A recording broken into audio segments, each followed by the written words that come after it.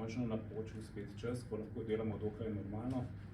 Tako da lahko rečemo, da po 3/4 letošnjega leta celo presegamo rezultate v lanskem obdobju, oziroma smo že bližje skupnim rezultatom od celotnega leta 2020 oziroma 2021.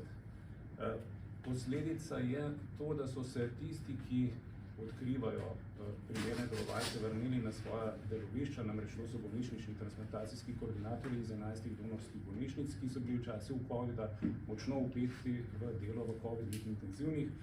Sedaj pa so se vrnili na svoja delovišča in so tisti, ki v svojem okolju prepoznavajo tiste bolnike, pri katerih bi se lahko v nadaljnjem poteku zdravljenja pojavila oziroma razvila možganska smrt, in nekateri od teh so potem seveda lahko tudi primerni darovalci organov.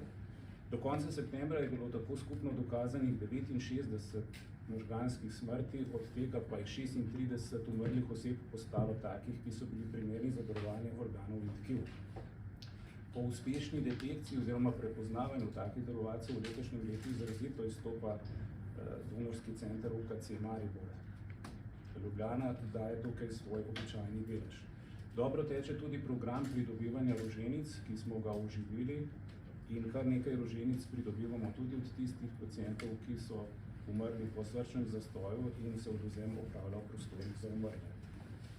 Še vedno pa ostaja problem, da precej ljudi ne pozna enostavnega postopka opredelitve za darovanje po elektronski poti preko portala e-uprava. V medijih smo že nekajkrat predstavili to možnost, nazadnje prav na taki konferenci, kot je današnja, leta 2018.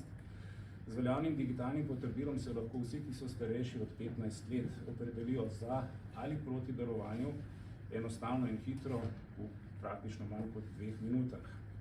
Do današnjega dne se je v nacionalnem registru opredelilo 12.510 ljudi, od tega 69 proti.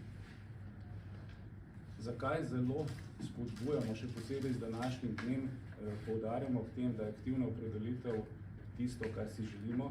Namreč tista situacija, ki jo ne želimo, je, da ostanete neopredeljeni.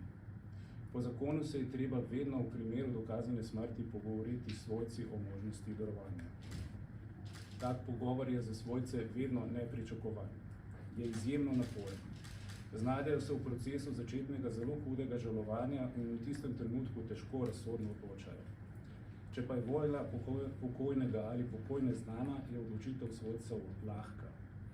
Zato apeliramo na vas, da ta korak naredite hitro, čim prej oziroma takrat, ko se vam zdi najbolj primerno. Poudariti želimo še, da je opredelitev glede darovanja popolnoma varno dejanje. Poznamo vaše strahove, poznamo vaše dvome, zakaj se za to ne odločiti. Zato vam želimo pojasniti, da je postopek opredelitve popolnoma varen. Vaša informacija se shrani v registru na tak način, da do tega podatka ni mogoče priti do trenutka, ko se vaša smrt, ura in datum smrti, dejansko vpiše v sistem, informacijski sistem bolnišnice, v kateri ste se zdravili. Vse je natančno pregledno. Nikoli se ne gre proti volji posameznika, spodbuja se avtonomija vsakega posebej. In ta podatek se lahko šele po dokazani smrti odklene strani profesionalne osebe s profesionalno kartico.